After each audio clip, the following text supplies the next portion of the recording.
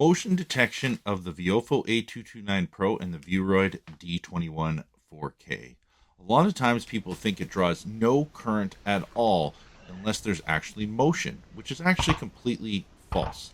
So right here, we're actually showing you the Viofo A229 Pro had about 13 seconds of buffered recording, which means it was recording 13 seconds before we entered the frame. And the Vueroid recorded 6 seconds prior to us entering the frame. And now we wanted to verify if there's an impact in motion detection. Does it actually lock the video and save it? So we did a second test here, and both the Viofo A229 Pro and Vueroid D21 4K saved the video in the locked and event recording folder. A couple things that we noticed between the Viofo A229 Pro and the Vueroid D21 4K.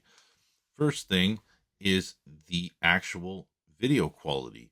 When in motion detection, or auto event detection as Viofo calls it, it goes down to 2560 by 1440p, which means it reduces the video quality from 4K down to 2K resolution.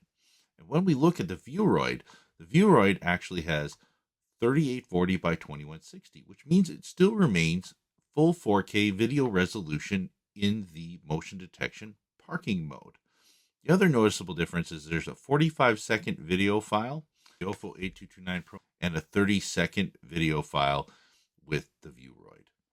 So let's move on to current draw. And the Viofo A229 Pro draws 425 milliamps or 5.3 watts, while the Vueroid D21 4K draws 336 milliamps or 4.2 watts, which is 79% of what the Viofo does. So it is more energy efficient in motion detection parking mode. Now, really hope you enjoyed this video. If you do have any questions or comments, please leave them down below. Don't forget to like and subscribe.